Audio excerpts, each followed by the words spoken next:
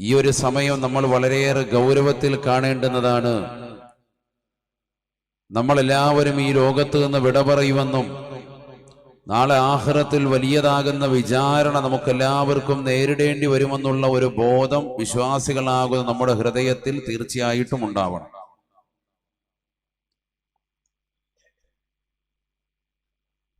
അല്ലാഹു സുബ്ഹാനഹു വ തആല മനുഷ്യരാകുന്ന നമുക്ക് നൽകിയിട്ടുള്ള ജീവിത ഘട്ടങ്ങൾ 5 എണ്ണമാണ്. അതിൽ ഒന്നാമത്തെ ഘട്ടം നമ്മളിൽ നിന്ന് കഴിഞ്ഞു പോയിട്ടുണ്ട് എന്ന് സയ്യിദുനാ റസൂലുള്ളാഹി സ്വല്ലല്ലാഹു അലൈഹി വസല്ലം. ആലമുൽ അർവാഹ്, ആത്മാക്കളുടെ ലോകമെന്നാണ് ആ ലോകത്തിന്റെ വിളിപ്പേര്. അറബിയിൽ ആലമുൽ അർവാഹ് എന്ന് പറയും, ആത്മാക്കളുടെ ലോകമെന്ന് മലയാളത്തിൽ അതിന് പേര് പറയും. അഥവാ നമ്മൾ ഇന്ന് ഈ കാണുന്ന ബോഡിയില്ലാതെ, ജസദില്ലാതെ, ശരീരമില്ലാതെ ഈ ഇരിക്കുന്ന ഓരോ സഹോദര സഹോദരിമാരടക്കം കഴിഞ്ഞുപോയതാകുന്ന ജനവിഭാഗങ്ങളുടെയും വരാനിരിക്കുന്നതാകുന്ന ജനങ്ങളുടെയും എല്ലാവരുടെയും ആത്മാവിനെ മാത്രമായി അല്ലാഹു സുബ്ഹാനഹു വ തആല അവന്റെ തിരുഹളറത്തിൽ ഒരുമിച്ച് കൂട്ടിയത്രേ. എന്നിട്ട് അള്ളാഹുവിന്റെ ഹളറത്തിൽ വെച്ചുകൊണ്ട് പടച്ച തമ്പുരാൻ ആ ആത്മാക്കളോടായി, ശരീരമില്ലാത്ത മനുഷ്യന്റെ റൂഹുകളോടായി, അർവാഹുകളോടായി ചില കരാറുകളും ചെയ്തിട്ടുണ്ട് എന്ന് വിശുദ്ധമായ ഖുർആൻ. അങ്ങനെ ഒരു ഘട്ടം നമുക്ക് കഴിഞ്ഞു പോയിട്ടുണ്ടോ? മനുഷ്യന്റെ 5 ജീവിത ഘട്ടങ്ങളിൽ നിന്ന് ഒന്നാമത്തെ ഘട്ടം അതായിരുന്നു. വളരെ ശ്രദ്ധിക്കണം നിങ്ങൾ. ബിസ്മില്ലാഹിർ റഹ്മാനിർ റഹീം.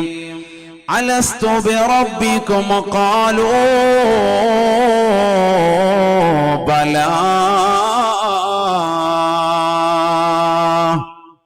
പരിശുദ്ധമായ ഖുർആനിലൂടെ അല്ലാഹു സുബ്ഹാനഹു വ തആല ഓർമ്മപ്പെടുത്തുകയാണ്, മനുഷ്യ, മാനവ, ഈ ലോകത്തേക്ക് നീ കടന്നു വരുന്നതിന് മുമ്പ് നിനക്കൊരു ജീവിതം കഴിഞ്ഞു പോയിട്ടുണ്ടെന്ന് വിശുദ്ധമായ ഖുർആൻ. ഒന്നാം ഘട്ട ജീവിതമാണത്. ആലമുൽ അർവാഹ്, ആത്മാക്കളുടെ ലോകമാണത്.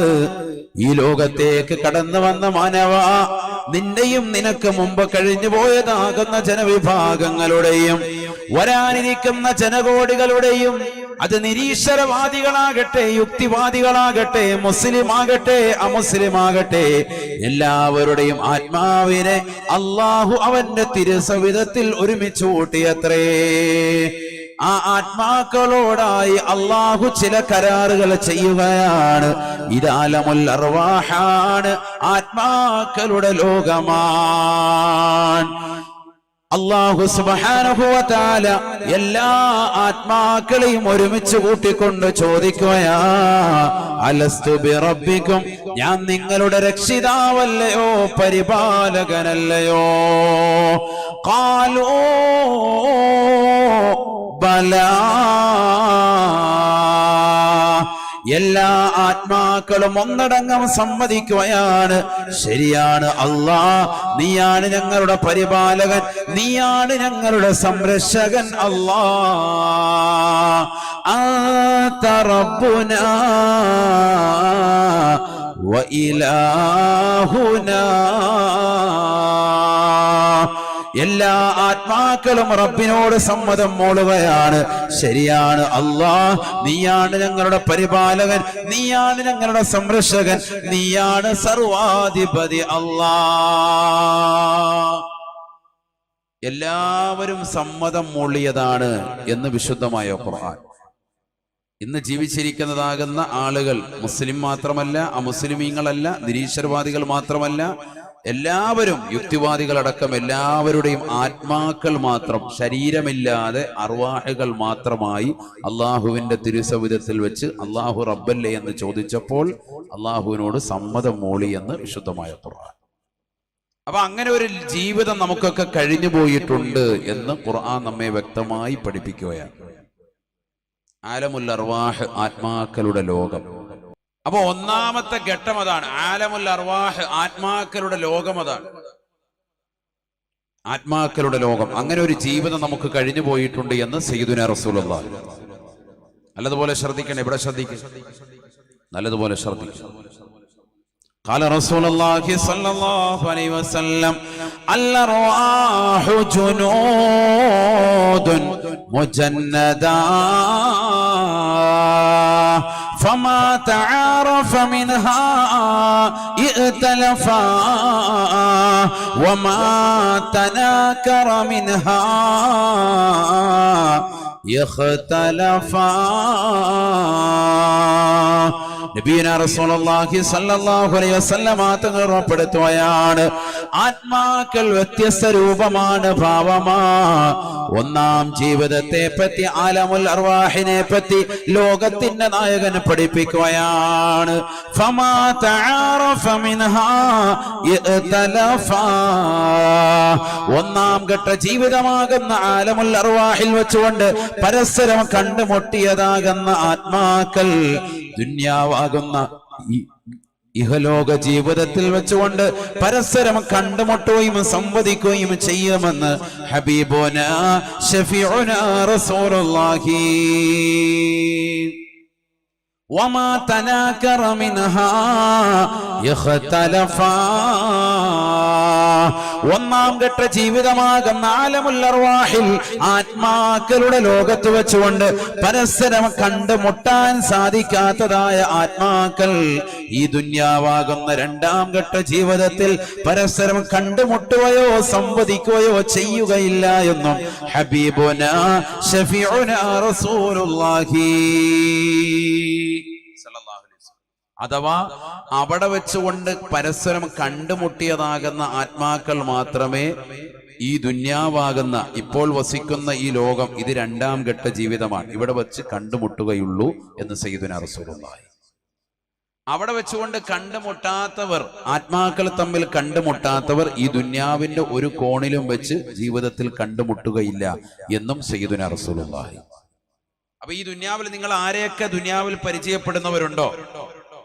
കർണാടകയിൽ നിന്ന് കേരളത്തിലേക്ക്, അല്ലെങ്കിൽ ആന്ധ്രാപ്രദേശത്തേക്ക്, മധ്യപ്രദേശത്തേക്ക്, ലോകത്തിന്റെ നാനാഭാഗങ്ങളിലേക്ക് നിങ്ങൾ പോകുമ്പോൾ അവിടെയൊക്കെ കണ്ടുമുട്ടുന്നതാകുന്ന ജനങ്ങളെയൊക്കെ തന്നെ നിങ്ങൾ ആത്മാക്കളായിരിക്കവേ എവിടെ വെച്ച് കണ്ടിട്ടുണ്ട്? ഒന്നാം ഘട്ട ജീവിതത്തിൽ കണ്ടുമുട്ടിയിട്ടുണ്ട് എന്നാണ് സയ്യിദുനാ റസൂലുള്ളാഹി സ്വല്ലല്ലാഹു അലൈഹി വസല്ലം തങ്ങൾ പറഞ്ഞിട്ടുള്ളത്. മനസ്സിലായോ? അങ്ങനെ ഒരു ജീവിതം കഴിഞ്ഞു പോയിട്ടുണ്ട്, അത് വിശ്വസിച്ചേ പറ്റൂ. മോമിനീങ്ങളെ മനസ്സിലാക്കിക്കോ. നമ്മൾ ചിലപ്പോൾ പറയാൻ പോയില്ലേ, ചിലപ്പോൾ പറയും എൻ്റെ മുമ്പത്തെ ജീവിതം, മുൻകാലഘട്ട ജീവിതം എന്ന് പറയാറുണ്ട്. അങ്ങനെ ഒരു ജീവിതം ഉണ്ടെന്നാണ് വിശുദ്ധ ഇസ്ലാം പറയുന്നത്. ഒന്നാം ഘട്ട ജീവിതം ആത്മാക്കൾ മാത്രമായിരുന്നു, ശരീരം ഇല്ലാതെ റൂഹുകൾ മാത്രം. എത്ര കൊല്ലം അവിടെ ജീവിച്ചിട്ടുണ്ട്? 1000 വർഷങ്ങളോളം ജീവിച്ചിട്ടുണ്ടെന്ന് സയ്യിദുനാ റസൂലുള്ളാഹി. അവിടെ നമ്മൾ ജീവിച്ചത് ഒരുപാടുണ്ട്. ഹദീസായത്ത് ധാരാളം പറയാണ്ട്, ഇപ്പൊ സമയമില്ലാത്തതുകൊണ്ട് ഞാൻ ചുരുക്കി പോവാണ്. وَإِذَا أَخَذَ اللَّهُ مِيثَاقَ النَّبِيِّينَ لَمَا آتَيْتُكُم مِّن كِتَابٍ وَحِكْمَةٍ ثُمَّ جَاءَكُمْ رَسُولٌ مُصَدِّقٌ لِّمَا مَعَكُمْ لَتُؤْمِنُنَّ بِهِ وَلَتَنصُرُنَّهُ قال أأقررتم وأخذتم على ذلكم مصري قالوا أقررنا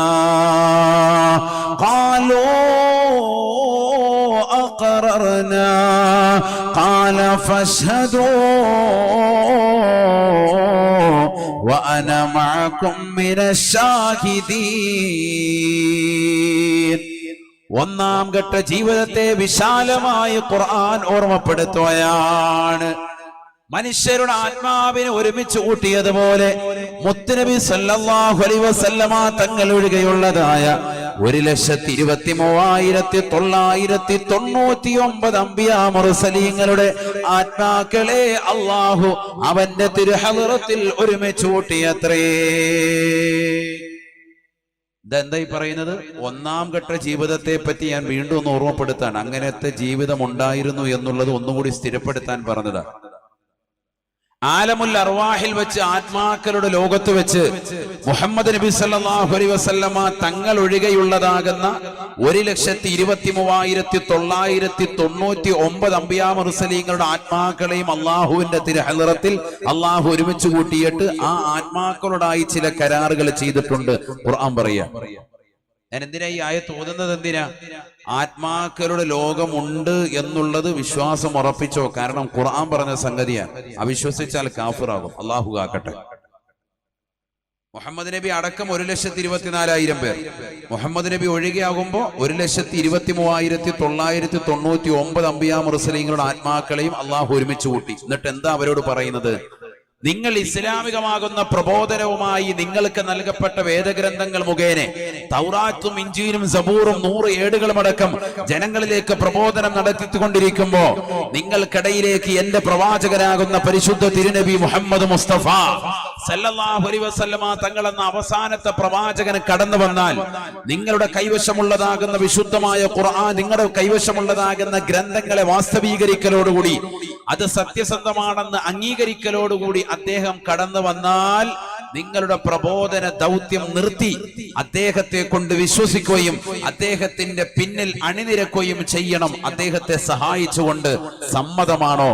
കാല അഖറർതും, നിങ്ങൾ അംഗീകരിച്ചോ എന്ന് അല്ലാഹു ചോദിക്കുക. ആരോട് ചോദിച്ചു? മലക്കുകളുടെ എല്ലാ അംബിയാ മുർസലീങ്ങളുടെ ആത്മാക്കളോടും അല്ലാഹു ചോദിക്കുക. ഖാലോ അഖറർനാ, എല്ലാ അംബിയാ മുർസലീങ്ങളുടെ ആത്മാക്കളും സമ്മതം മൂളുകയാണ്. ഞങ്ങൾ സമ്മതിച്ചുറപ്പേ. ഞങ്ങൾ പ്രബോധനം നടത്തിക്കൊണ്ടിരിക്കവേ മുഹമ്മദ് എന്ന പ്രവാചകർ കടന്നു വന്നാൽ ആ മുഹമ്മദ് നബിയെ കൊണ്ട് സല്ലല്ലാഹു അലൈഹി വസല്ലമ തങ്ങളെ കൊണ്ട് ഞങ്ങൾ വിശ്വസിക്കാം. അദ്ദേഹത്തിന്റെ പിന്നിൽ ഞങ്ങൾ അണിനിരക്കുകയും ചെയ്യാം. ഈ കരാറ് അള്ളാഹു നടത്തിയത് അമ്പിയാക്കളോട്, ഈ കരാർ അള്ളാഹു ഇട്ടത് എവിടെ വെച്ചാണ്? 1ാം ഘട്ട ജീവിതമായ ആലമുൽ അർവാഹിൽ വെച്ചാണ്. അത് പറയാൻ വേണ്ടി ഈ ആയത്തും ഈ സംഭവം പറഞ്ഞത്. അപ്പൊ അങ്ങനെ ഒരു ജീവിതം ഉണ്ടായിരുന്നു. അത് വിശ്വാസം ഉറപ്പിച്ചോ. അള്ളാഹു തൗഫീഖ് തരട്ടെ. അള്ളാഹു തൗഫീഖ് തരട്ടെ. ഉറക്കെ പറയും. നമ്മുടെ ആത്മാക്കള് വൈകിട്ട് രാത്രിയിൽ ഉറങ്ങിക്കിടക്കുന്ന വേളയിൽ ഇപ്പൊ ചിലപ്പോ ഈ വാതിലൊക്കെ വന്നിട്ട് അരമണിക്കൂർ കഴിയുമ്പോൾ ചിലരൊന്ന് കൂർക്കുമ്പോൾ അവർ മനസ്സിലാക്കിക്കോ, ആത്മാവ് നേരെ എവിടെ പോകുന്നുണ്ട്? അർശിന്റെ അടുക്കൽ എത്തുന്നുണ്ടെന്ന് സയ്യിദുനാ റസൂലുള്ളാഹി. നമ്മളൊക്കെ ഉറങ്ങുന്ന സമയത്ത് നമ്മുടെ ആത്മാവ് എവിടെ പോകും? അള്ളാഹുവിന്റെ തിരുഹളറത്തിലെത്തും. അല്ലാഹു യതവഫൽ അൻഫുസു ഹീന മൗതിഹാ, അല്ലാഹു യതവഫൽ അൻഫുസു ഹീന മൗതിഹാ വല്ലതീ ലം തമുത് ഫീ മനാമിഹാ ഫയുംസികു അല്ലതീ ഖളാ അലൈഹൽ മൗത് വയുർസിലുൽ ഉഖറാ ഇലാ അജലിൻ മുസമ്മാ. പരിശുദ്ധമായ ഖുർആനിലെ ഈ ആയത്തിന്റെ വിവക്ഷയിൽ അല്ലാഹു മുഫസ്സിരീങ്ങൾ മുഖേന രേഖപ്പെടുത്തുകയാണ്. പണ്ഡിതന്മാർ ഈ ആയത്ത് വിശദീകരിച്ചുകൊണ്ട് പറയുകയാണ്, മനുഷ്യ മാനവാ, നീ ഉറങ്ങുന്ന സമയത്ത് അല്ലാഹു സുബ്ഹാനഹു വ തആല നിന്റെ ആത്മാവിനെ പിടിച്ചു വെക്കുന്നുണ്ടത്രേ.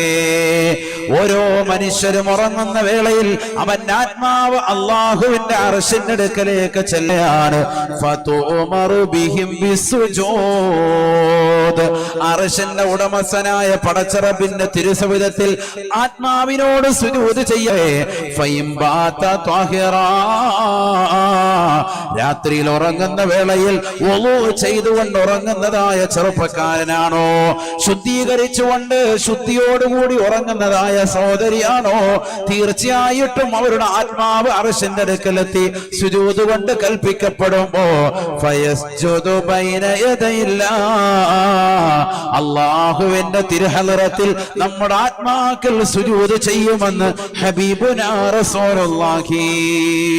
വഇല്ലം യകുൻ ബാത ത്വാഹിറാ, രാത്രി ഉറങ്ങുന്ന വേളയിൽ ശുദ്ധിയില്ലാതെ വുളൂ ചെയ്യാതെ കുളിക്കാതെ നനയ്ക്കാതെയാണ് ഉറങ്ങുന്നത് എങ്കിൽ ലം യസ്ജുദ് ബൈന യദയില്ലാ, സുജൂദ് ചെയ്യാൻ സാധിക്കുകയില്ല എന്ന് ഹബീബുനാ റസൂലുള്ളാഹി. അപ്പൊ എല്ലാ രാത്രിയിലും വുളൂ ചെയ്ത് കിടക്കണം. എന്തുകൊണ്ട്? ഉറങ്ങുന്ന സമയത്ത് നമ്മുടെ ആത്മാവ് എവിടെയാണ്? അള്ളാഹുവിന്റെ അർശിന്റെ അടുക്കലാണ്. അള്ളാഹു പിടിച്ചു വെക്കുന്ന അള്ളാഹു യതവഫൽ അൻഫുസു ഹീന മൗതിഹ വല്ലത്തി ലം തമുതു ഫീ മനാമിഹ ഫയുംസികുല്ലത്തി ഖലാ അലൈഹൽ മൗത്ത്. മരണം അള്ളാഹു സ്ഥിരീകരിച്ചവരുടെ ആത്മാവിനെ പിന്നെ തിരിച്ചു കൊടുക്കൂല, അത് പിടിച്ചു വെക്കും. വയുർസിലുൽ ഉഖറ, ഉറക്കിൽ നിന്ന് ചില ആളുകൾ എഴുന്നേക്കും, പിറ്റേ ദിവസം നേരം വിളക്കുമ്പോൾ മരണം അള്ളാഹു നിശ്ചയിച്ചിട്ടില്ല, കുറച്ചുകൂടി ജീവിക്കണമെന്ന് കരുതിയവരാ, അവർക്ക് അള്ളാഹു ആയുസ്സിന് തിരിച്ചിട്ട് കൊടുക്കും. ഇല അജലിം മുസമ്മ, അടുത്തൊരു സമയം വരെ എന്ന് വിശുദ്ധ ഖുർആൻ. മനസ്സിലായില്ല? അപ്പൊ അങ്ങനെ ഒരു ലോകമുണ്ട്. അത് പറയാനാണ് ഞാൻ ഇപ്പൊ ഇത്രയും ആയത്തുകൾ ഓതിയത്. എന്തിനാണിത് പറഞ്ഞത്? ആലമുൽ അർവാഹ്, ആത്മാക്കളുടെ ലോകം എന്ന ഒരു ലോകം ഉണ്ടായിട്ടുണ്ട്, നമുക്കെല്ലാവർക്കും ഉണ്ടായിട്ടുണ്ട്. എനിക്ക് ഓർമ്മയില്ല കേട്ടോ, അതുകൊണ്ട് ഞാൻ അതിനെ അവിശ്വസിക്കാൻ പറയാൻ പാടില്ല. ഖുർആനിലെ ആയത്തുകളാണ്. മോമിൻ എന്ന് പറഞ്ഞാൽ തന്നെ അദൃശ്യതയെ കൊണ്ട് വിശ്വസിക്കുന്നവരാണല്ലോ. അവനാണ് മോമിൻ, അവനാണ് മുത്തഖി, അല്ലെ? സ്വർഗം കണ്ടവരാണോ നമ്മൾ? കണ്ടിട്ടുണ്ടോ? നരകം കണ്ടിട്ടുണ്ടോ? സിറാത്ത് പാലം കണ്ടിട്ടുണ്ടോ? ഖബറിന്റെ അകത്തുള്ള ഹിസാബുകൾ കണ്ടിട്ടുണ്ടോ? ഖബർ പുറമേ കണ്ടതല്ലാതെ ഖബറിനകത്തുള്ള ഹിസാബ് കേട്ടിട്ടുണ്ടോ? മഹ്ശറ കണ്ടിട്ടുണ്ടോ? ഇതൊന്നും കണ്ടിട്ടില്ല. ഇതൊക്കെ നമ്മൾ പറഞ്ഞു കേട്ടതാണ്. ആര് മുഖേന?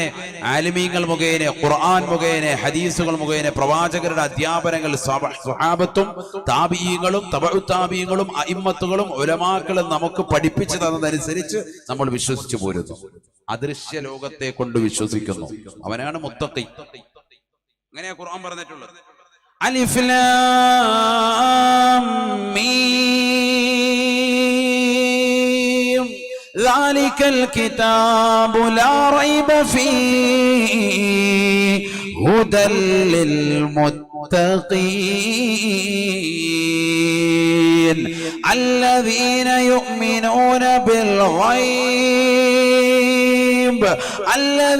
يؤمنون بالغيب ويقيمون الصلاة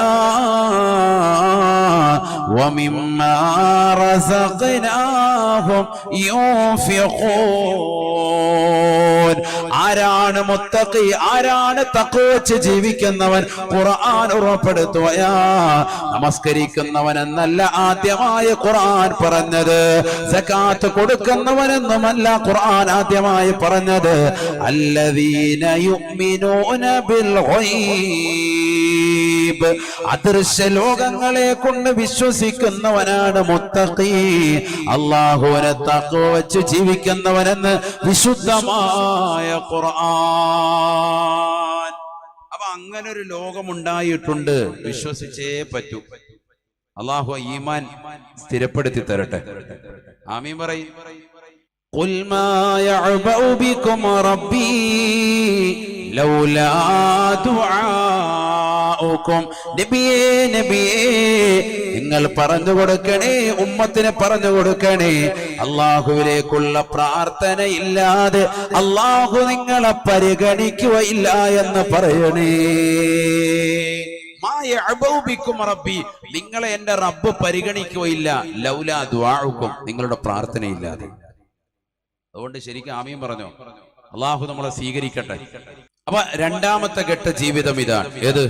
ഇപ്പോൾ നമ്മൾ നിലകൊള്ളുന്ന ആലമുദ്ദുന്യ, ഇഹലോക ജീവിതം. ഇത് രണ്ടാമത്തെ ഘട്ട ജീവിതമാണ്. ഒന്നാം ഘട്ടം കഴിഞ്ഞു, ആത്മാക്കൾ മാത്രമായിരുന്നു. അവിടെ അള്ളാഹു നമ്മളോട് കരാറ് ചെയ്തു, അള്ളാഹുവിനെ അനുസരിക്കണം, ജീവിക്കണം. അള്ളാഹുവാണ് റബ്ബ്, അംഗീകരിച്ചോ? അംഗീകരിച്ചു. അങ്ങനെ നമ്മൾ ഈ ലോകത്തേക്ക് പറഞ്ഞു വിട്ടു. അള്ളാഹുവിനെ അനുസരിച്ച് ജീവിക്കുന്നതാകുന്ന ആളുകളാണോ എന്ന് പരിശോധിക്കാൻ അള്ളാഹു നമ്മളെ ഈ ദുന്യാവിലേക്ക് പറഞ്ഞു വിട്ടു.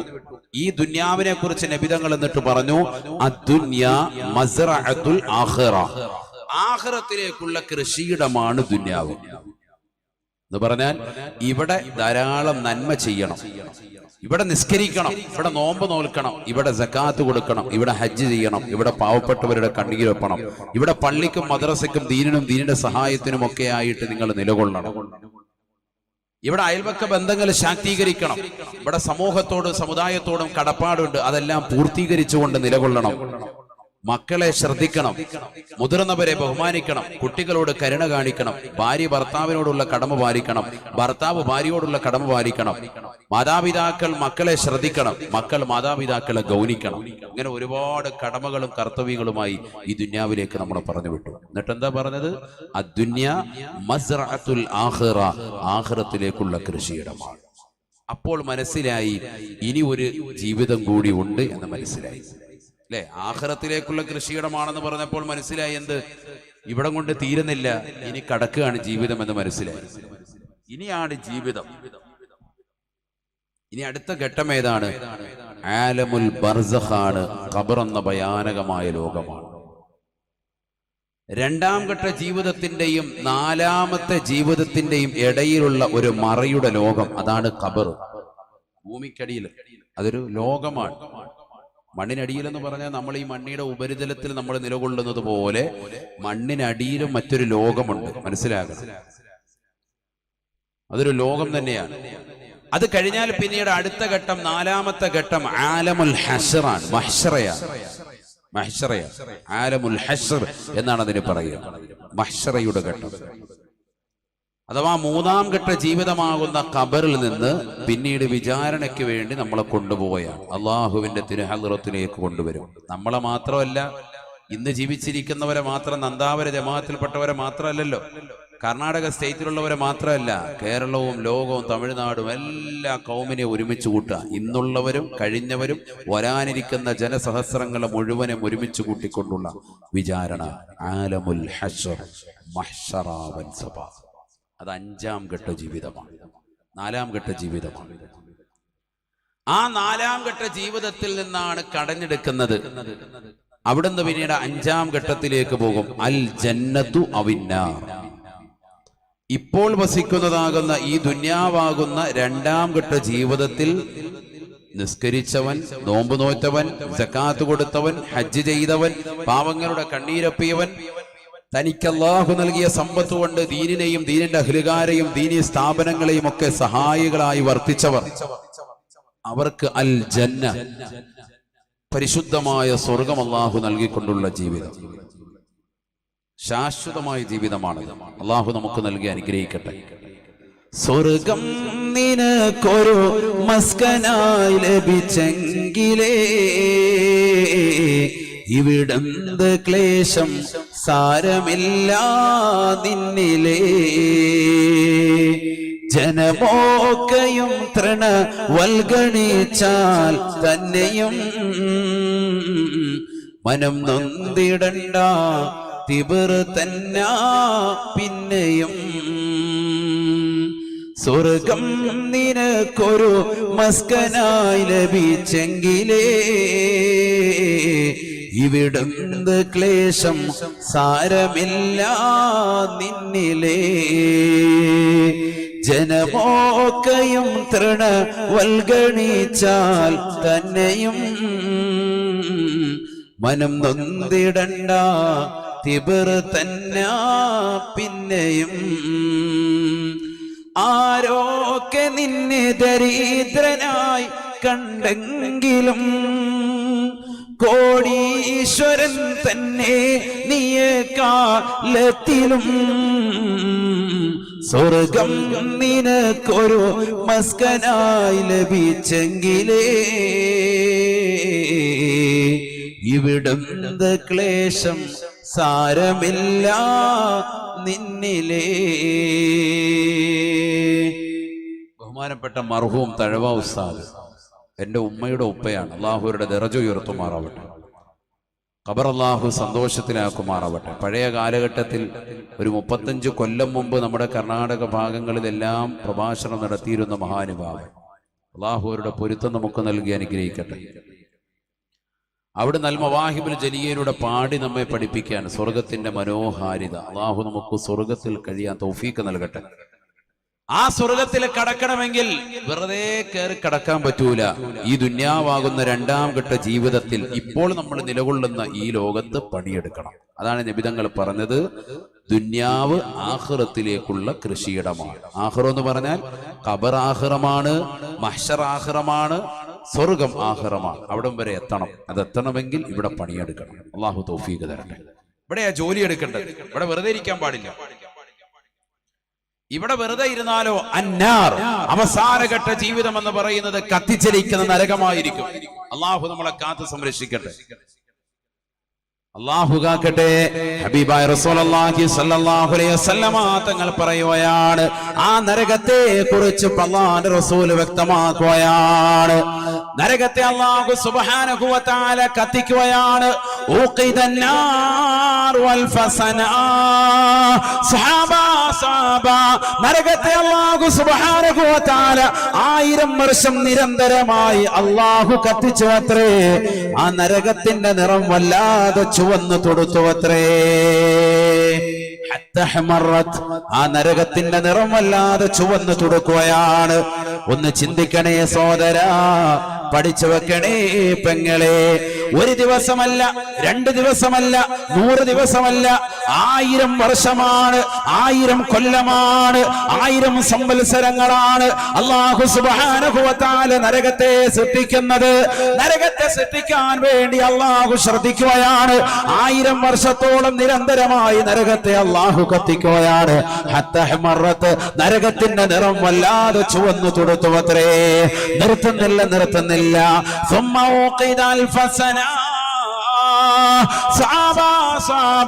വീണ്ടും 1000 കൊല്ലം കൂടി നരകത്തെ അല്ലാഹു കത്തിക്കുകയാണ്. അല്ലാഹുവിന്റെ റസൂൽ പറയുകയാണ്, നരകത്തിന്റെ നിറം വല്ലാതെ വെളുത്തുപോയി സാബ. നല്ലതുപോലെ ചുവന്നിരുന്നതായ നരകം വീണ്ടും 1000 കൊല്ലം കൂടി കത്തിച്ച് 2000 വർഷമായപ്പോ നരകത്തിന്റെ നിറം വല്ലാതെ വെളുത്തുപോയി സാബ. അതിന്റെ ചൂടിന്റെ കാഠിന്യത്താല് നരകത്തിന്റെ നിറം മാറ്റപ്പെടുകയാണ്. നിർത്തുന്നില്ല അല്ലാഹു.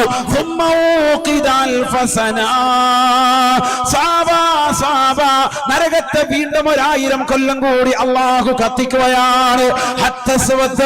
ആ നരകത്തിന്റെ നിറം വല്ലാതെ കറുത്തുപോയി സാബ. കറുകറുത്തതായ നരകമാണ് സാബ. ഇരുൾ മൂടപ്പെട്ടതായ നരകമാണ് സാബ. വഹിയ സൗദാ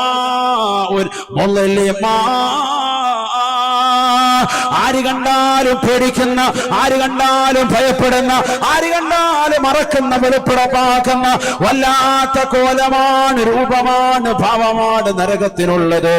അല്ലാഹുവിന്റെ റസൂൽ സഹാബത്തിനോട് ഓർമ്മപ്പെടുത്തുകയാണ്, ആ നരകത്തിലെങ്ങാണം കടന്നാൽ നഊദു ബില്ലാഹ്, അല്ലാഹുവേ ഞങ്ങളെ നീ കാത്തു രക്ഷിക്കണേ അല്ലാ. ഈ ദുനിയാവാകുന്ന ഇഹലോക ജീവിതത്തിൽ കളിച്ചും രസിച്ചും രമിച്ചും പന്ത് കളിച്ചും ക്രിക്കറ്റ് കളിച്ചും സിനിമാ പാട്ടുകൾ കേട്ടുകൊണ്ടും പാതിരാത്രി സമയങ്ങളിൽ അശ്ലീലതകൾ കണ്ടുകൊണ്ടും WWE അടിച്ചുകൊണ്ട് ബ്ലൂ ഫിലിമുകൾ കണ്ടുകൊണ്ടും രാത്രിയുടെ യാമങ്ങളെ തള്ളി നീക്കുന്ന ചെറുപ്പക്കാരാ, കാമുകനോടൊപ്പം ഫേസ്ബുക്കിലൂടെയും വാട്സാപ്പിലൂടെയും ഇൻസ്റ്റഗ്രാമിലൂടെയും സംഭാഷണം നടത്തുന്ന മുസ്ലിം അംഗമാരെ, പെങ്ങൾമാരെ, പഠിച്ചു വെക്കണേ. നരകമിതാ നിന്നെ കാത്തിരിക്കുകയാണ്. നരകമിതാ നിന്നെ കാത്തിരിക്കുകയാണ്. അല്ലാഹുവിന്റെ റസൂല് പറയുന്നു, ഈ ദുനിയാവാകുന്ന ഇഹലോക ജീവിതത്തിൽ ആരാണോ കളിച്ചും രസിച്ചും രമിച്ചും നിലകൊണ്ടത്, നമസ്കാരങ്ങൾ ചിട്ടവെക്കാതെ, നോമ്പുകൾ നോറ്റുവീട്ടാതെ, സകാത്തുകൾ കൊടുത്തു വീട്ടാതെ, പാവങ്ങളുടെ കണ്ണീരപ്പാതെ, നിരാലംബരക്ക് അവലംബമാകാതെ, നിരാശരർക്ക് ആശ്രയത്വം കൊടുക്കാതെ, കള്ളു കുടിച്ചുകൊണ്ട് നിലകൊണ്ടവരാരോ, സിനിമ കണ്ടുകൊണ്ട് നിലകൊണ്ടവരാരോ, സീരിയൽ ദർശിച്ചുകൊണ്ട് നിലകൊണ്ടവരാരോ, റിയാലിറ്റി ഷോകളിൽ മക്കളെ പങ്കെടുപ്പിക്കാൻ വേണ്ടി ആർദ്രനഗ്നരായിട്ട് ഡിസ്കോ ബ്രേക്കുകൾ കളിച്ചുകൊണ്ട് മക്കളെ ഉടുതുണിക്ക് മറുതുണിയില്ലാതെ പറഞ്ഞു വിട്ടവരാരുണ്ട്. തീർച്ചയായും നരകം അവരെ പ്രതീക്ഷിക്കുന്നു എന്ന് ഹബീബുനാ ശഫീഉനാ റസൂലുള്ളാഹി സല്ലല്ലാഹു അലൈഹി വസല്ലം. ഈ ദുനിയാവിൽ കളിച്ചു നടക്കുന്നവർക്കുള്ളതാ നരകം. അല്ലാഹു നമ്മളെ കാക്കട്ടെ. എന്തിനാ ഈ ദുനിയാവ്?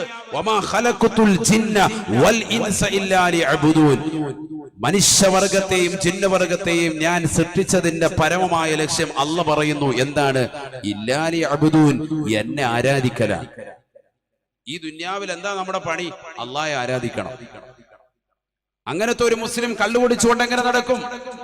അള്ളാഹുവിനെ ആരാധിക്കുന്നതിന് വിട്ട് പടച്ചറപ്പിനെ മറന്നുകൊണ്ട് നമസ്കരിക്കാതെ നിലകൊള്ളുന്ന പെങ്ങളെ, നീ എങ്ങനെ പടച്ചറപ്പ് നിനക്ക് വാഗ്ദാനം നൽകിയതാകുന്ന സ്വർഗത്തിൽ പ്രവേശിക്കാൻ പറ്റും? സാധിക്കൂല.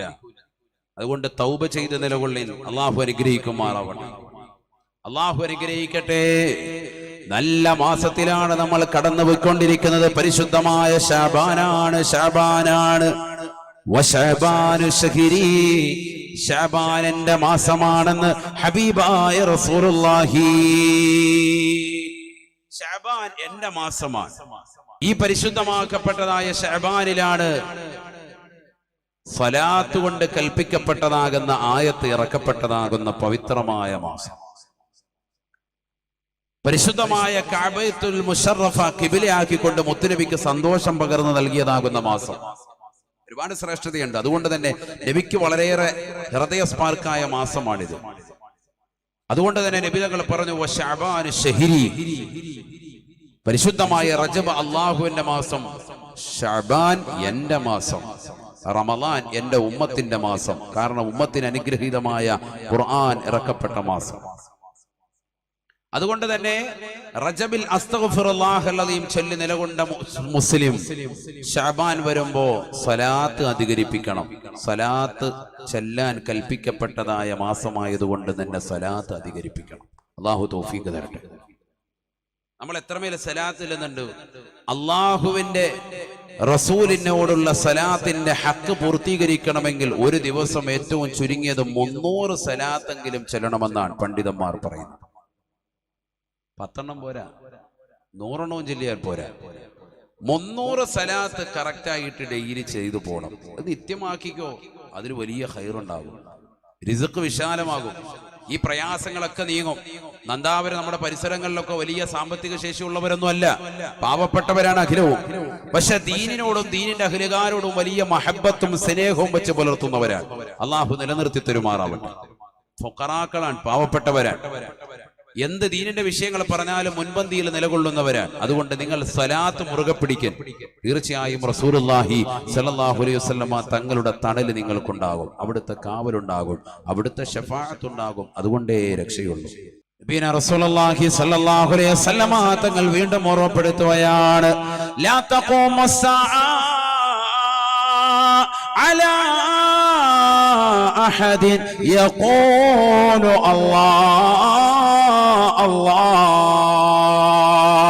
നബിന റസൂലുള്ളാഹി സ്വല്ലല്ലാഹു അലൈഹി വസല്ലമ തങ്ങൾ ഓർമ്മപ്പെടുത്തുകയാണ്, ഈ ലോകം അവസാനിക്കുകയില്ല സഹാബ, ഈ ലോകം നശിക്കുകയില്ല സഹാബ, ഇല്ലാ على شرار الخلق ولا تقوم على أحد يقول الله الله الله എന്ന് പറയുന്ന ഒരാളെങ്കിലും ഈ ഭൂമിയിൽ ഉണ്ടായിരിക്കെ ഈ ലോകം അവസാനിക്കുകയില്ല സഹാബ എന്ന് ഹബീബുനാ ശഫീഉനാ റസൂലുള്ളാഹി.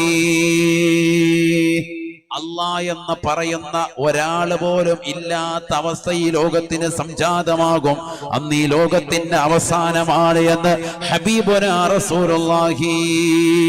മുഹയ്യിദ്ദീൻ റാത്തീബുകൾ പാരായണം ചെയ്യുന്നവരല്ലേ, അതിൽ ശ്രദ്ധിച്ചിട്ടില്ലേ? അല്ലാഹു ഹാദിരി, അല്ലാഹു നാദിരി, അല്ലാഹു ഷാഹിദി, അല്ലാഹു മഈ, അല്ലാഹു ഹാദിരി, അല്ലാഹു നാദിരി, അല്ലാഹു ഷാഹിദി, അല്ലാഹു മഈ. അല്ലാഹ് എന്ന ജലാലത്തിന്റെ ഇസ്മ ഈ ലോകത്ത് നിന്ന് എന്ന് തുടച്ചു നീക്കപ്പെടുന്നു, റബ്ബിന്റെ നാമം എന്ന് വിളിക്കപ്പെടാതിരിക്കുന്നുവോ, പള്ളിയുടെ മിനാരങ്ങളിൽ നിന്ന് ശ്രവണസുന്ദരമാകുന്ന ബാങ്കുലികൾക്ക് എന്ന് അസ്തമാനം കുറിക്കപ്പെടുന്നു, അന്ന് തീർച്ചയായും ഈ ലോകത്തിന്റെ അവസാനമാണ് എന്ന് ഹബീബായ റസൂലുള്ളാഹി സ്വല്ലല്ലാഹു അലൈഹി വസല്ലം. ഇന്ന് അല്ലാഹ് എന്ന് പറയുന്ന ആളുകൾ വളരെ കുറഞ്ഞു പോയ ഘട്ടം. കൊറോണ എന്ന മഹാമാരി ലോകരെ മുഴുവനും പിടിച്ചു കുലുക്കിയപ്പോഴും നമ്മൾ അല്ലാഹ് വിളിക്കുന്നത് കുറവായി പോയി. സൃഷ്ടികൾ തമ്മിൽ പരസ്പരം വിഷമങ്ങൾ പങ്കെടുക്കുന്നു. സൃഷ്ടാവായ നാഥനായ റബ്ബിനോട് പറയാൻ മടിക്കുന്നു. അതാണ് ഇന്നത്തെ അവസ്ഥ. വിഷമങ്ങളൊക്കെ സഹോദരനോട് പറയും, വാട്സാപ്പിൽ കൂട്ടുകാർക്ക് സെൻഡ് ചെയ്യും, സഹോദരിമാർ തമ്മിൽ അങ്ങോട്ടും ഇങ്ങോട്ടും ചാറ്റ് ചെയ്യും, ബന്ധുക്കൾ തമ്മിൽ ചാറ്റിങ്ങുന്നുണ്ട്. പക്ഷെ അള്ളാഹുവിനോട് ഈ വിഷയം ഒന്ന് പറയാൻ ഇന്നത്തെ ഉമ്മത്ത് തയ്യാറാകുന്നില്ല. പടച്ച റബ്ബിനോട് അള്ളാഹുവേ ഈ വിഷമങ്ങൾ പ്രയാസങ്ങൾ നീ മാറ്റിത്തരണേ എന്ന് പറഞ്ഞിട്ട് 1 മിനിറ്റ് ദുആയിരുന്ന എത്ര മോമിനീങ്ങളുണ്ട്? ആരെങ്കിലും ദുആയിരുന്നോ? ഈ മഹാമാരി ഒന്ന് മാറ്റിത്തരണേ എന്ന് ദുആ ചെയ്ത എത്ര മോമിനീങ്ങളുണ്ട്? വളരെ കുറവാണ്. മോമിനീങ്ങളിൽ ഈമാൻ കുറഞ്ഞുപോയി. അള്ളാഹു നമ്മളെ കാക്കട്ടെ. അള്ളാഹു നമ്മളെ കാത്ത് സംരക്ഷിക്കട്ടെ. ലതത്തബിയന്ന സുനന മൻ കാന ഖബ്ലകും ശിബ്റൻ ബിശിബ്രിൻ വദിറാഅൻ ബിദറാഇൻ ഹത്താ ലൗ സലകൂ ജുഹറ ലബ്ബിൻ ലസലക്തുമൂഹു. ഹബീബായ റസൂലുള്ളാഹി സ്വല്ലല്ലാഹു അലൈഹി വസല്ലമ തങ്ങൾ ഉറപ്പെടുത്തുകയാണ്, നിങ്ങൾ മുൻഗാമികളുടെ ചര്യ പരിപൂർണമായി പിൻപറ്റുന്ന ഘട്ടം വരും. റസൂലുള്ളാഹി സ്വഹാബത്തിനെ നോക്കിയിട്ട് പറയുകയാണ്, ഇനി ഒരു കാലഘട്ടം എന്റെ ഉമ്മത്തിന് കടന്നു വരും. ലതത്തബിയന്ന സുനന മൻ ഖബ്ലകും ശിബ്റൻ ബിശിബ്രിൻ വദിറാഅൻ ബിദറാഇൻ. മുൻഗാമികൾ പാശ്ചാത്യർ കൊണ്ടുവച്ചതാകുന്ന ശൈലികൾ അതേപോലെ അവലംബിക്കുന്ന ആളുകൾ എന്റെ ഉമ്മത്തിലുണ്ടാകുമെന്ന് ഹബീബായ റസൂലുള്ളാഹി. ഹത്താ ലൗ സലകൂ ജുഹറ ലബ്ബിൻ. ഒരു ഉടുമ്പിന്റെ മാളം, വളരെ ചെറിയ ദ്വാരമാണ്, അതിനുള്ളിലേക്ക് അവർ പ്രവേശിച്ചത് കണ്ടു കഴിയുമ്പോ എന്റെ ഉമ്മത്തും അതിലൂടെ കടക്കാൻ പരിശ്രമിക്കും. അഥവാ അതിലൂടെ കടക്കാൻ സാധിക്കില്ലെന്ന് അവർക്കറിയാം. പക്ഷെ അതിനുവേണ്ടി അവർ പരിശ്രമിച്ചു നോക്കുമെന്ന് ഹബീബായ റസൂലുള്ളാഹി. ഉടുമ്പിന്റെ മാളം വളരെ ചെറിയ ദ്വാരമാണ്, അതിനുള്ളിലേക്ക് പ്രവേശിക്കുന്നതായിട്ട് മുൻഗാമികൾ പ്രവേശിക്കുന്നത് കാണുമ്പോ അതേപോലെ പ്രവേശിക്കാൻ എന്റെ ഉമ്മത്ത് നോക്കും എന്ന് സയ്യിദുനാ റസൂലുള്ളാഹി. അപ്പൊ സ്വഹാബത്ത് ചോദിച്ചു, ഖുൽനാ, ഞങ്ങൾ ചോദിച്ചു, അൽ യഹൂദ വൻ നസാറ, ഈ മുൻഗാമികളോടൊപ്പം മുൻഗാമികളെ പിന്തുടരും നമ്മുടെ ഉമ്മത്തെന്ന് പറഞ്ഞത് ജൂതന്മാരെയും നസ്രാനികളെയും ചേർത്തിട്ടാണോ? അവരുടെ പ്രവർത്തനങ്ങൾ ഉമ്മത്ത് എടുക്കുമെന്നാണോ പറയുന്നത്? നബി തങ്ങൾ പറഞ്ഞു, ഫമൻ, അവരല്ലാതെ ആരാൻ? അത് തന്നെയാണ് ഉദ്ദേശിച്ചത്. ജൂതന്മാരുടെയും ക്രൈസ്തവരുടെയും ആകുന്ന ആഘോഷങ്ങളൊക്കെ ഈ ഉമ്മത്ത് കൊണ്ടുവരും, അവരുടെ ആഘോഷങ്ങളായി ചേർത്ത് നിർത്തും. ഇന്ന് മുസ്ലിമിന് ആഘോഷിക്കാൻ 2 ആഘോഷങ്ങൾ, ബലിപെരുന്നാളും ചെറിയ പെരുന്നാളും അള്ളാഹുവിന്റെ റസൂൽ നൽകിയിട്ടുണ്ട്. പക്ഷെ ആ ആഘോഷങ്ങൾക്കപ്പുറം ജീവിതം മുഴുവനും ആഘോഷത്താകാൻ, ബിശാറത്ത് കൊണ്ടുവരാൻ വേണ്ടി മനുഷ്യൻ ഇങ്ങനെ പരിശ്രമിക്കും. അവന്റെ മകന്റെ ബർത്ത്ഡേ, മകളുടേതാകുന്ന ബർത്ത്ഡേ, വാപ്പയുടെയും ഉമ്മയുടെയും കല്യാണത്തിന്റെ സുദിനങ്ങൾ വന്നടഞ്ഞു, അതിന്റെ വാർഷികം വന്നടഞ്ഞു, അതൊരു ആഘോഷം. കേക്ക് മുറിക്കുന്നു, ചടങ്ങുണ്ടാക്കുന്നു, 4 ആളെ കൂട്ടുന്നു, എല്ലാം ആഘോഷമാക്കി മാറ്റാൻ. കല്യാണം തീയതി കുറിച്ചതേ ഉള്ളൂ, അവിടെ മുതൽ കല്യാണം നടന്നു കഴിഞ്ഞും കുട്ടിയുടേതാകുന്ന പ്രസവവും തുടങ്ങിയതൊക്കെ ആഘോഷം. മുസ്ലിമിന് എപ്പോഴും സന്തോഷം മതി, അതിനുവേണ്ടി തന്നെ നിലകൊള്ളും, ലക്ഷങ്ങൾ പൊടിക്കും. നഊദു ബില്ലാഹ്, അല്ലാഹു നമ്മളെ കാക്കട്ടെ. 2 ആഘോഷങ്ങളാണ് ഈ ഉമ്മത്തിനുള്ളത്, ഒന്ന് ബലിപെരുന്നാൾ, മറ്റൊന്ന് ചെറിയ പെരുന്നാൾ, ഈദുൽ അദ്ഹ വ ഈദുൽ ഫിത്ർ. അത് തന്നെ ആഘോഷിക്കുമ്പോൾ അതിൽ ലംഘനം നടത്താൻ പാടില്ല, പരിപൂർണമായി ഇസ്ലാമികപരമായിട്ടുള്ള ആഘോഷമായിരിക്കണം. ആഘോഷിക്കുന്ന വേളയിലുള്ള നിസ്കാരങ്ങൾ ശ്രദ്ധിക്കാതെ പോകരുത്. പെരുന്നാളിന്റെ സുദിനങ്ങളിലുള്ളതാകുന്ന ളുഹുർ, അസ്ർ, മഗ്രിബ്, ഇശാ ഒന്നും കളാകാൻ പാടില്ല. കുടുംബ ബന്ധം ശാക്തീകരിച്ചുകൊണ്ടാകണം. അയൽപക്ക ബന്ധങ്ങൾ കൂടുതലായി മാറ്റുരയ്ക്കുന്നതാകണം. മുതിർന്നവരെ പോയി കാണുകയും അവരുടേതാകുന്ന ആശീർവാദം തേടുകയും വേണം. കുട്ടികളോട് കരുണ കാണിക്കുകയും അവർക്ക് മിഠായി വാങ്ങിച്ചു കൊടുത്ത്, കളിപ്പാട്ടങ്ങൾ വാങ്ങിച്ചു കൊടുത്ത് അവരോടൊപ്പം സമയം ചെലവഴിക്കുകയും വേണം. നല്ല ഭക്ഷണം വെച്ച് കുടുംബത്തോടൊപ്പം സ്നേഹബന്ധം പുതുക്കിക്കൊണ്ട് നിലകൊള്ളണം.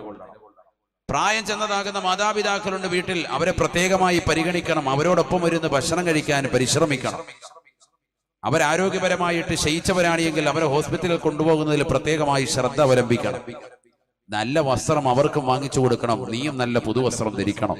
ഇങ്ങനെയൊക്കെ പെരുന്നാൾ ആഘോഷിക്കണം. ആഘോഷത്തിന്റെ പൊലിമ അങ്ങനെയാണ് വിശുദ്ധമായ ഇസ്ലാം പഠിപ്പിച്ചത്. നന്മയിലാർന്ന ആഘോഷങ്ങൾ. നമ്മളിൽ എത്ര പേര് അങ്ങനെ ശ്രദ്ധിക്കുന്നുണ്ട്? നമ്മുടെ ജീവിതം മുഴുവനും ആഘോഷമാണ്. എപ്പോഴും തിന്നുക, കുടിക്കുക, ദുർവ്യയം നടത്തുക, അതാണ് നമ്മുടെ അവസ്ഥ. ഭക്ഷണം ഉണ്ടാക്കുന്നു, ഇഷ്ടം പോലെ ഉണ്ടാക്കുന്നു, അവസാനം കൊണ്ടുപോയി കുഴിച്ചിടുന്നു. ഒരു കല്യാണത്തിന്റെ മാമാങ്കത്തിന് ഒരുമിച്ച് കൂടുന്നവരൊക്കെ വിവിധ ഡ്രസ് കോഡുകളാണ്. പുരുഷന്മാർക്കൊരു ഡ്രസ്സ്, സ്ത്രീകൾക്കൊരു ഡ്രസ്സ്, എല്ലാവർക്കും ഒരേ മോഡൽ, ഒരേ കളർ ഡ്രസ്സ്. എന്തൊരു ദൂർത്താണ്. ഇത് കഴിഞ്ഞാൽ പിന്നെ ഈ ഡ്രസ്സ് ആരെങ്കിലും ഉപയോഗിക്കാൻ പറ്റുമോ? നീ ഇത് കഴിഞ്ഞ ദിവസം മറ്റേ കല്യാണത്തിന് ഇട്ടുകൊണ്ട് വന്നില്ലെന്ന് ചോദിക്കൂലേ? ഡ്രസ് കോഡുകളാണ് എല്ലാവരും.